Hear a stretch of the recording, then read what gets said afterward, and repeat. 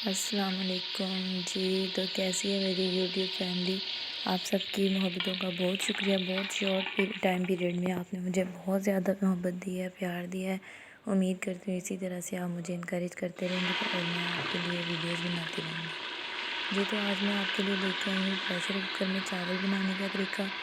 ویسے میں کھچڑی بنا رہی تھی تو اس لیے اس میں زیادہ مسالے ایڈ نہیں کروں گی۔ ایک پیاز کو میں نے براؤن کیا ہے، اس میں 3 سبز مرچ ڈالی ہیں، ہلکا سا پانی کا چھینٹا لگایا تھا اور اس میں نمک اور سفید زیرہ اور تھوڑا سا خشک دھنیا شامل کیا ہے۔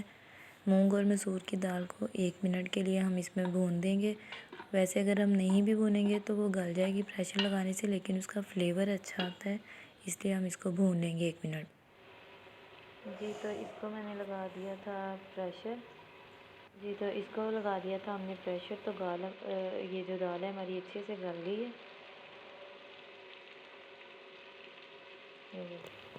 جی۔ 3 منٹ کے لیے ہم نے اس کو پریشر لگایا تھا۔ تو یہ دال گلنے کے بعد اب ہم اس میں پانی شامل کر رہے ہیں۔ پانی آپ نے جتنے آپ کے چاول ہیں اتنے ہی، اگر آپ کے چاول ½ kg ہیں تو آپ نے ½ kg ہی پانی کا اس میں یوز کرنا ہے، بلکہ اگر آپ نے چاول پہلے بھگو کے رکھے ہیں تو پھر آپ اس میں پانی جو ہے وہ کم ڈالیں گے۔ تو جی اس میں اب ہم نے چاول شامل کر دیے ہیں۔ یہ ہم نے اس میں چاول شامل کیے اور اس کو ہم لگائیں گے، یہیں پہ ہم اس کو بند کر دیں گے 5 منٹ کے لیے ٹوٹل ہم جو ہے نا وہ پریشر لگائیں گے۔